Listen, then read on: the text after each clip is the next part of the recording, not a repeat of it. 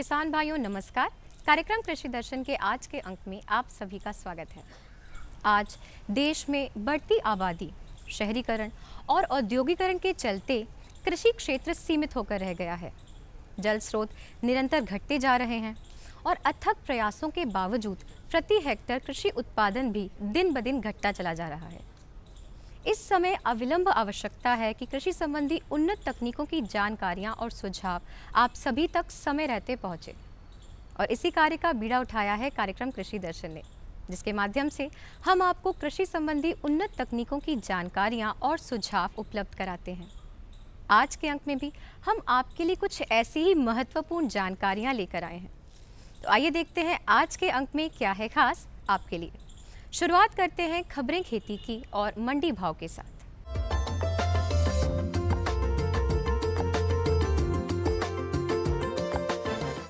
नमस्कार किसान भाइयों, खबरें खेती की में आपका स्वागत है। आइए सबसे पहले देखते हैं कृषि के मुख्य समाचार।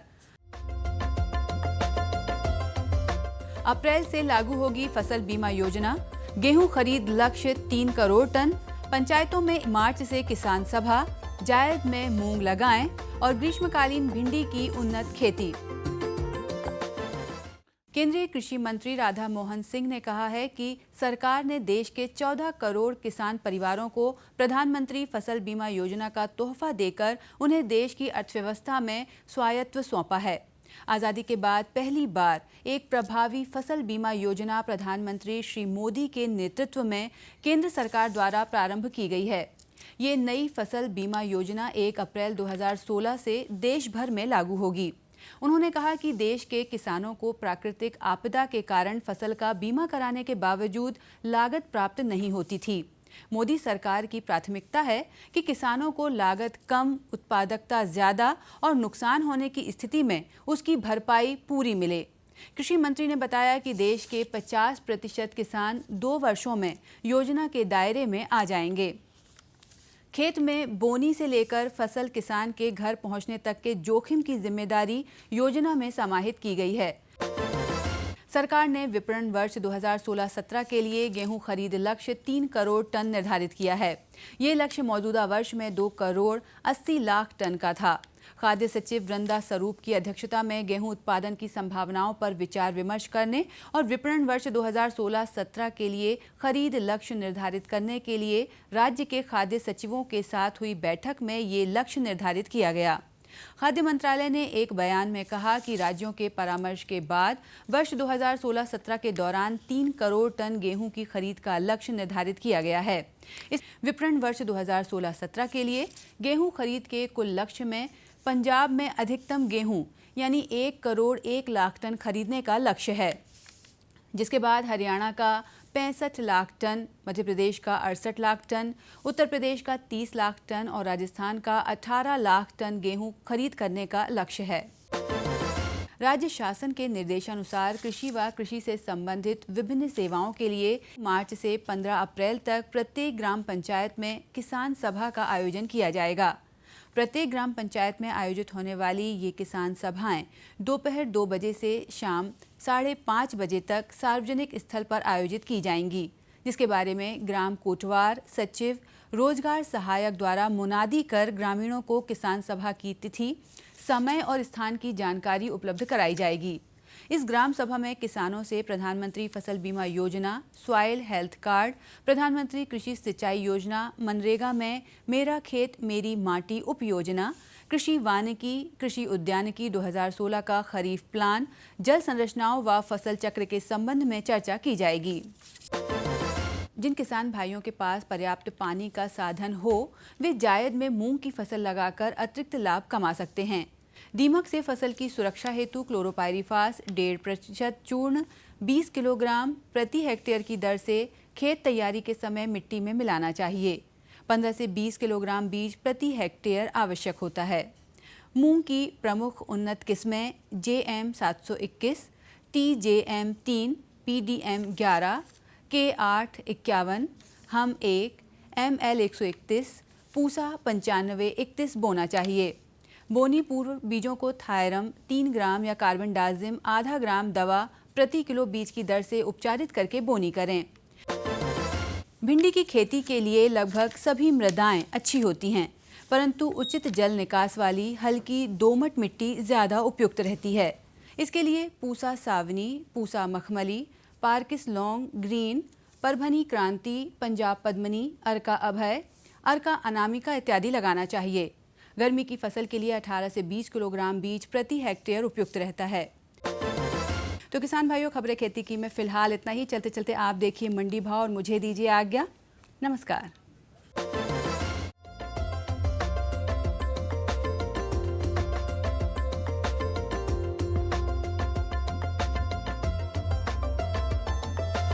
बात करेंगे गेहूं की उपज की। बैतूल में न्यूनतम भाव 1401 रुपए प्रति क्विंटल, अधिकतम भाव 1641 रुपए प्रति क्विंटल रहा। भिंड की मंडी में 1500 रुपए प्रति क्विंटल न्यूनतम भाव, अधिकतम भाव 1500 रुपए प्रति क्विंटल ही रहा। गंजबा सौदा में न्यूनतम भाव 1500 रुपए प्रति क्विंटल, अधिकतम भाव 1905 रुपए प्रति क्विंटल रहा। खंडवा में 1427 रुपए प्रति क्विंटल न्यूनतम भाव, अधिकतम भाव 1691 रुपए प्रति क्विंटल रहा। बात करेंगे सोयाबीन की उपज की। सागर में न्यूनतम भाव 3200 रुपए प्रति क्विंटल, अधिकतम भाव 4050 रुपए प्रति क्विंटल रहा। सारंगपुर में न्यूनतम भाव 2500 रुपए प्रति क्विंटल रहा, अधिकतम भाव 3449 रुपए प्रति क्विंटल। सतना में सोयाबीन का न्यूनतम भाव 2000 रुपए प्रति क्विंटल रहा, अधिकतम भाव 3430 रुपए प्रति क्विंटल। नीमच की मंडी में सोयाबीन का न्यूनतम भाव 3390 रुपए प्रति क्विंटल, अधिकतम भाव 3669 रुपए प्रति क्विंटल रहा। बात करेंगे अरहर की उपज की। उदयपुरा में न्यूनतम भाव 6500 रुपए प्रति क्विंटल, अधिकतम भाव 7800 रुपए प्रति क्विंटल रहा। खरगोन में अरहर का न्यूनतम भाव 6200 रुपए प्रति क्विंटल, अधिकतम भाव 6891 रुपए प्रति क्विंटल रहा। बुरहानपुर में अरहर का न्यूनतम भाव 6615 रुपए प्रति क्विंटल, अधिकतम भाव 6850 रुपए प्रति क्विंटल रहा। बैतूल में अरहर का न्यूनतम भाव 6261 रुपए प्रति क्विंटल रहा, अधिकतम भाव 6800 रुपए प्रति क्विंटल।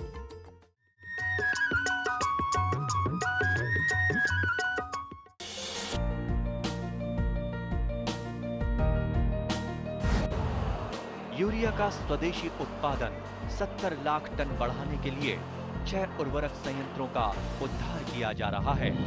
FCIL के गोरखपुर, सिंदरी, तलचर और रामागुंडम संयंत्र, HFCL की बरौनी इकाई और BVFCL की नामरू फोर्थ। सोने पर सुहागा ये है कि देश में अब बनेगा सिर्फ नीम लेपित यूरिया, क्योंकि इससे होगा किसानों का फायदा ही फायदा। अनाज का उत्पादन 10% तक बढ़ेगा, बढ़ेगी 10 से 15% नाइट्रोजन क्षमता। अरे सुन तो। मुझे क्या सुनाना चाहते हो? जो सुनाओ मेरी सौतन को। किसको? अरे वही तुम्हारा मोबाइल फोन जिससे सुबह शाम दिन रात चिपके रहते थे और कहते थे किसान कॉल सेंटर से बातें हो रही हैं। अच्छा ये बात है। हाँ क्यों, क्या हुआ? अब बात नहीं होती क्या? अब तो झट से बात हो जाती है। ऐसा क्या? हाँ, अब तो ज्यादा लाइनें और खास तकनीक के कारण खेती के माहिरों से तुरंत बात हो जाती है। और अगर कभी लाइन व्यस्त हो तो अपनी समस्या फोन पर रिकॉर्ड करा दो, वहाँ से फोन आ जाता है और समस्या की हल का मैसेज भी आ जाता है। ये देखो आ गया। अरे वाह, इसका मतलब इंतजार की घड़ी अब खत्म। हाँ, तभी मैं सोचूं कि आजकल मुझ पर इतना प्यार क्यों आ रहा है। कृषि संबंधी समस्याओं का अपनी भाषा में तुरंत हल पाने के लिए पूरे भारत में किसी भी फोन से हेल्पलाइन नंबर पर संपर्क करें। किसानों का दोस्त किसान कॉल सेंटर। ये बदलाव क्या है भैया? ये बड़े काम की चीज है। इंसान की सोच में अगर बदलाव आ जाए तो सब कुछ मुमकिन है, सब कुछ संभव है। अब ये बदलाव फिर आ रहा है। हर सूरत की मुस्कान में वो आपको दिखाई देगा। तो चलिए एक नई शुरुआत करते हैं। कुछ बदलाव करते हैं। दूरदर्शन किसान, एक नया चैनल जहां बातें होंगी बदलाव की और आपके कल की बेहतर शुरुआत की। छेड़ो बातें बदलाव की। किसानों से होंगे सवाल, देंगे सटीक जवाब, तो जीतेंगे किसान कप। किसानों का खुला मंच, नजर रहेगी कृषि वैज्ञानिकों की। गोबर की खाद में हमारे सूक्ष्म पोषक तत्व भी होते हैं। किसान प्रश्न मंच, गुरुवार शाम 7:30 पर। डीडी किसान, बदलते भारत की शान।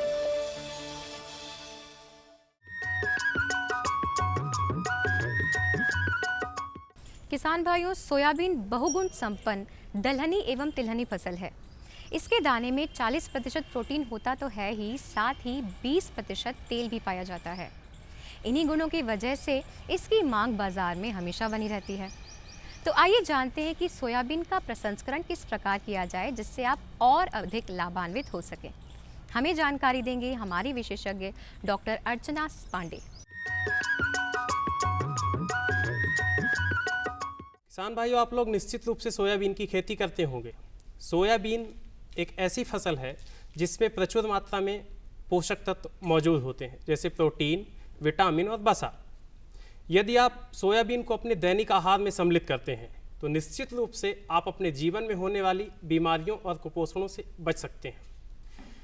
तो आइए इस विषय पर विस्तार से चर्चा करने के लिए हमारे बीच में हमारी विशेषज्ञ मौजूद हैं। डॉक्टर अर्चना पांडे जी, जो जवाहरलाल नेहरू कृषि विश्वविद्यालय में वरिष्ठ वैज्ञानिक के पद पर कार्यरत हैं। तो आइए हम चलते हैं अपने विशेषज्ञ के पास कि अपने इस दैनिक जीवन में सोयाबीन को किस प्रकार से उपयोग कर सकते हैं। मैडम, आपका हमारे स्टूडियो में बहुत बहुत नमस्कार। नमस्कार मैडम, सोयाबीन को हम अपने दैनिक जीवन में किस प्रकार से उपयोग कर सकते हैं, उसका क्या महत्व है? सोयाबीन गुणों की खान है कहना चाहिए। जी। इसमें पौष्टिक गुण बहुतायत से पाए जाते हैं। जी। जैसे कि प्रोटीन है, विटामिन्स हैं, मिनरल्स हैं, ये जो कि अन्य दालों से ज़्यादा पाए जाते हैं। और पर एक और महत्वपूर्ण बात ये है कि इसकी कीमत हमारे और दालों की तुलना में आधी से भी कम है। जी। तो ये भी एक बहुत महत्वपूर्ण बात है कि हमको कम कीमत में अधिक पौष्टिक गुण सोयाबीन से प्राप्त हो रहे हैं। क्या होता है कि जो सोयाबीन की फसल है उसमें एक ट्रिप्सिन इनहिबिटर कहना चाहिए, एक ऐसा तत्व पाया जाता है जो एक प्रोटीन के पाचन में बाधा डालता है। जी। तो यदि हम उसको किस तरह से प्रसंस्करण करके और उसको निकाल सकें तो वो सोयाबीन खाने योग्य हो जाता है। जी। क्योंकि प्रोटीन ज़्यादा होता है, तेल की मात्रा ज़्यादा होती है, तो निश्चित ही पाचन में थोड़ा मुश्किल होती है। जी। तो उसका प्रसंस्करण हम 3 प्रकार से कर सकते हैं। एक तो सोयाबीन को 8 घंटे पानी में भिगा कर उसका उपयोग करें, या फिर हम उसको उबाल कर उपयोग करें, आधा घंटा उबाल कर, या फिर हम उसको अंकुरित करके उपयोग करें। तो इन तीनों से जो ट्रिप्सिन इनहिबिटर की, जो ट्रिप्सिन अवरोधक की मैंने बात की, उसको निकाला जा सकता है। और फिर उसको यदि हम भोजन में उपयोग करें तो निश्चित ही सारे पौष्टिक गुण हमको प्राप्त हो जाते हैं। मैडम, आप हमारे किसान भाइयों को ये बताइए कि जो सोयाबीन है इसको किस प्रकार से उपयोग कर सकते हैं, किस किस रूप में ले सकते हैं इसको? जैसे सोयाबीन को हम इसका दूध दही बना सकते हैं, पनीर बना सकते हैं। इसको हम अपना जो रोटी रोज हम दैनिक जीवन में रोटी हर इंसान खाता है, तो उसमें हम आटे के रूप में उसका उपयोग कर सकते हैं। और उसका और तरह के व्यंजन, नमकीन व्यंजन, मीठे व्यंजन, कई तरह के व्यंजन सोयाबीन के हम बना सकते हैं। सोयाबीन के दूध की बात हम सबसे पहले करें तो इसमें जैसे इसका इस तरह से प्रतिशत रहता है, जैसे 1 किलो आपने सोयाबीन लिया तो उसके लिए हम 6 लीटर पानी का उपयोग करते हैं। सोयाबीन को रात में भिगा दिया, उसको अगले दिन उसके ऊपर एक पारदर्शी छिलका होता है जिसको निकालना जरूरी होता है। उसी लेयर में जो ट्रिप्सिन अवरोधक की मैं बात कर रही थी, जो प्रोटीन के पचने में बाधा डालता, वो तत्व पाया जाता है। तो जब वो छिलका अगले दिन भिगाने के बाद उसका छिलका अच्छी तरह से निकाल दिया जाए, और छिलके को निकालने के बाद उसको कई पानी से हम धो लेते हैं, और जो दाल तैयार होती है उस दाल को पीसने के बाद उसको पीस लिया जाता है, और उसमें पानी, जैसे 1 किलो सोयाबीन है तो 6 लीटर पानी डालकर उसको उबाल लिया जाता है और उबालने के बाद उसको छान लिया जाता है और जो छाने हुए से जो उसका जो तत्व निकलता है दाल का, उसको ओकारा कहा जाता है। तो उसके हम कुछ व्यंजन बना सकते हैं। और जो दूध तैयार है उसमें आप शक्कर डाल के, इलायची डाल के, किसी तरह फ्लेवर्ड मिल्क जो बच्चों को पसंद होता है इस तरह से उसका उपयोग किया जा सकता है। और दूध की जो मैंने बात की, तो ये दूध जो तैयार दूध है इसको कुनकुना करके हम 10% साइट्रिक एसिड या फिर हम नींबू से भी इसको फाड़ के डाल के और उसको एक निश्चित टेम्परेचर पे रख सकते हैं। फिर उसके जो छानने के बाद जो थक्के निकलते हैं उसको कोई वजन या दबाव देके उसको आप पनीर के रूप में उपयोग कर सकते हैं और उसके अन्य व्यंजन भी बनाए जा सकते हैं। मैडम, और आपने मीठे व्यंजन की बात की, तो हमारे किसान भाई मीठे व्यंजन में किस रूप से सोयाबीन को उपयोग करें और कौन कौन से व्यंजन बना सकते हैं? जी, जैसे कि अभी मैंने बात की कि जो सोयाबीन का दूध मैंने तैयार जैसे हम लोग करते हैं, तो उसमें जो ओकारा निकलता है, उसका जो तत्व निकलता है, तो उसको मीठे व्यंजन के रूप में बनाया जा सकता है। जैसे उसको भूंज के उसमें शक्कर मिला के, घी मिला के उसके आप लड्डू बना सकते हैं, बर्फ़ी बना सकते हैं। और उसका और जैसे कि आप मीठे, जैसे आप खीर बना रहे हैं, उसमें आप उसका दूध का उपयोग कर सकते हैं। तो इस तरह से मीठे नमकीन व्यंजन जो भी हमारी महिलाएं हैं, घरों में बहनें हैं, बनाना चाहें तो इस तरह से तैयार कर सकते हैं। सोयाबीन की बड़ी किस प्रकार से बना सकते हैं? जैसे हम और बड़ियाँ बनाते हैं उस तरह की बड़ी ही हम बना सकते हैं, उसको भिगा के अन्य दाल उसमें मिला के। क्योंकि क्या होता है कि जब यदि हम पूरा सोयाबीन का उपयोग करते हैं तो थोड़ा सा पाचन में भारी होता है, तो उसको हम सोयाबीन का, जैसे कि हमने 20% सोयाबीन ले लिया और 80% अन्य दालें ले ली और मसाले और जो मिला के जैसा और बड़ी बनाई जाती है वैसे हमारी बहनें तैयार करके उसका उपयोग कर सकती हैं। मैडम, आप हमारे स्टूडियो में आए उसके लिए बहुत बहुत धन्यवाद।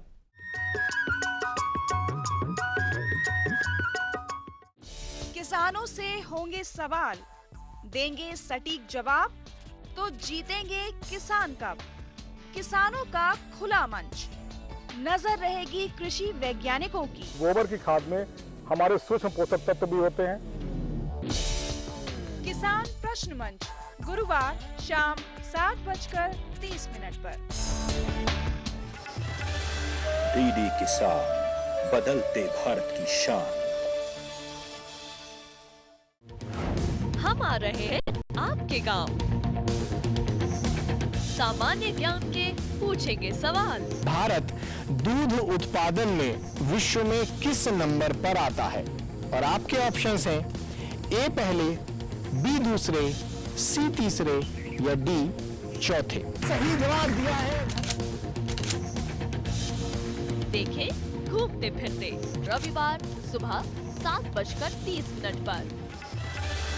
डीडी किसान, बदलते भारत की शान। हर गांव को शिक्षा, हर हाथ को रोजगार, सुविधाएं बुनियादी हो या हो तकनीकों की भरमार, सांसदों की देखभाल से अब बनेगा स्मार्ट काम। डीडी किसान, बदलते भारत की शान।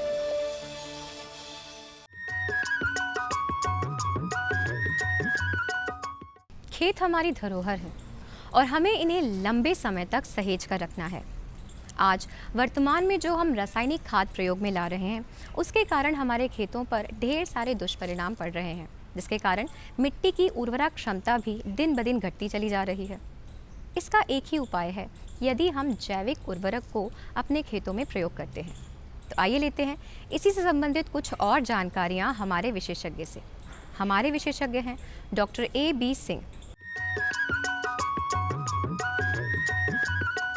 किसान भाइयों, जैसा कि आप जानते हैं कि जैविक खेती वह पद्धति होती है जिसमें हम जैव संसाधनों का प्रयोग करके जो भी खेती करते हैं उसको जैविक खेती कहते हैं। इसमें हम कोई भी रसायन या कोई भी दवा नहीं डालते, रसायन विहीन खेती या कार्बनिक खेती कहते हैं। इस खेती के करने से हमारी मृदा की उत्पादकता बढ़ती है और उसमें उत्पादन को बनाए रखने के लिए हम किसानों को यही सलाह देंगे कि जिस तरह से आपको ये ज्ञान हो गया है कि रासायनिक खादों की कितना मात्रा हमको खेती करने के लिए डालना चाहिए, वैसे ही आप किसान भाइयों को ये ध्यान रखना होगा कि जैविक खेती करने के लिए हमको उसी तरह का पोषक तत्व डालना है जैसा कि आप रासायनिक खेती में डालते हो, लेकिन आपको कुछ इसका खेती में, जैविक खेती में करने के लिए कुछ सावधानियों को ध्यान रखना होगा। जैसे आपको जहाँ पर खेती करनी है वहाँ आप रासायनिक खेती जहाँ कर रहे हैं उससे आप एक बॉर्डर जोन, बफर जोन जिसको बोलते हैं, वहाँ बनाया जाता है जो 2 मीटर की दूरी पे होता है, जो कि रासायनिक खेती की दूरी पे होना चाहिए। दूसरा, आपको ये ध्यान रखना होगा कि जब भी हम कोई खेती करें, जैविक खेती की बात मन में लाते हैं, तब आपको पशुपालन या और झाड़ी खाद और पोषण प्रबंधन के लिए आपको अन्य चीज़ों पे विशेष ध्यान देना होगा, क्योंकि जैविक खेती में सबसे बड़ी चीज़ें यह है कि उसके पोषण प्रबंधन के लिए खाद की मात्रा, जैविक खादों की भारी मात्रा की आवश्यकता होती है। अब आपको ये ध्यान होगा कि जैविक खाद बनाने के लिए हमको कंपोस्ट बनाएं या केचुआ खाद बनाएं या हरी खाद या इस तरह की चीज़ों का उसमें जैविक खादों के रूप में आपको तैयार रखना होगा, जो कि इसकी आवश्यकता भारी मात्रा में जैविक खेती करने के लिए आवश्यकता होती है।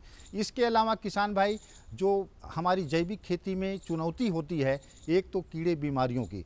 जैविक खेती में जैसा कि आप जानते हैं कि हम कोई भी रसायन नहीं प्रयोग करते, इसके लिए हम लोग जैविक जो भी हमारे फार्मुलेशंस होते हैं, जो भी जैविक पदार्थ होते हैं, जैसे नीम की पत्ती, धतूरा, नीम, मट्ठा, ये सब चीज़ें हैं जिनका हम प्रयोग, नीम का ऑयल, इन सब का प्रयोग हम कीड़े बीमारियों में करते हैं। इन सब का बारे में भी जब भी जैविक खेती के बारे में आप मन बनाएं तो आप ये ध्यान रखें, इन चीज़ों पे भी आपको ध्यान रखना होगा।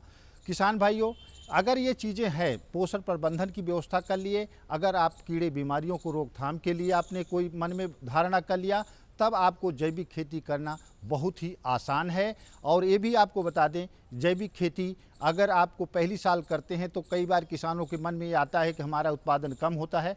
तो किसान भाइयों, आपको ये बता दें कि उत्पादन भले ही कम आता है, लेकिन अगर उसका जैविक का आपका सर्टिफिकेशन ये प्रोसेस में करेंगे तो उसका प्रीमियम प्राइस आपको 25% ज़्यादा मिलने के कारण जो उत्पादन में कमी आ रही है उसको हम लोग उससे समझौता कर लेते हैं कि किसानों के उत्पादन भले कम हुआ लेकिन उनकी लागत कम भी लगी, साथ साथ उनका फ़ायदा ज़्यादा होता है। तो आप किसान भाइयों ऐसा मन में न रखें कि हम जैविक खेती पहले साल कम हुआ, दूसरी साल, लेकिन इतना आपको बता दें कि अगर जैविक खेती को अच्छे तरीके से आप अपनाएंगे, वैज्ञानिक तरीके से अपनाएंगे, तो आपको मैं बता दूं कि जैविक खेती का आपको दूसरे साल, तीसरे साल से उत्पादन रासायनिक खेती से ज़्यादा होती है। और भारतीय मृदा विज्ञान संस्थान किसानों के लिए जो जैविक खेती करने के तरीके हैं, उसके लिए जैसे गेहूं की खेती, चना की खेती, सरसों की खेती, अरहर की खेती, मक्के की जैविक खेती, ये टेक्नोलॉजी तकनीक ऑलरेडी विकसित कर चुकी है।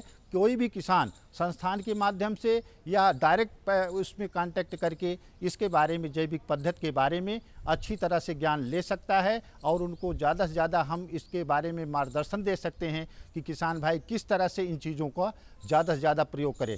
तो सरकार भी इसके तरफ ज़्यादा से ज़्यादा प्रयास कर रही है कि हमारे किसान भाइयों को किस तरह से मार्गदर्शित करके उनको जैविक खेती के अपनाने के तरीके के बारे में उनको शिक्षित किया जाए और जिससे उनके उत्पादन के साथ साथ मृदा स्वास्थ्य को बनाए रखने में हम ये किसानों की जैविक खेती के माध्यम से अच्छा रखा जा सके।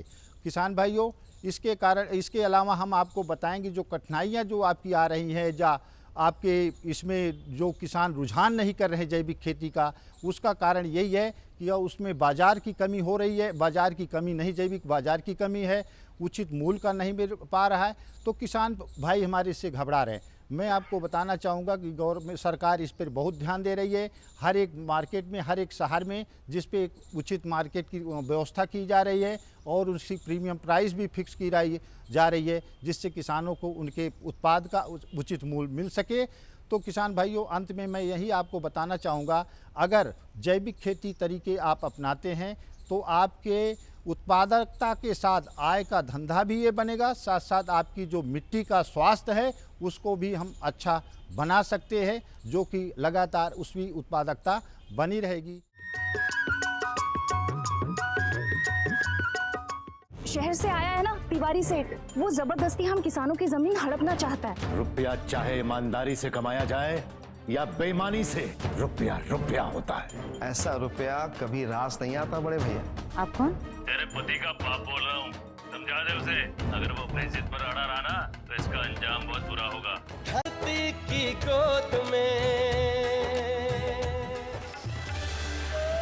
साथ बदलते भारत की शान।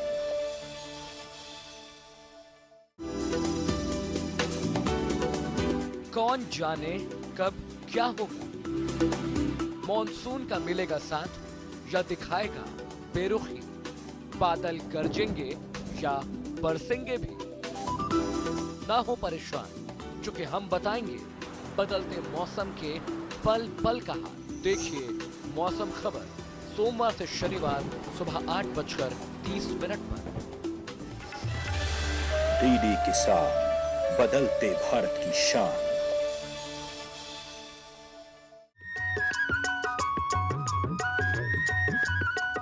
किसान भाइयों, हमारे इस कार्यक्रम को और किसान उपयोगी बनाने के लिए आप अपने सुझाव हमें इस पते पर लिखकर भेज सकते हैं।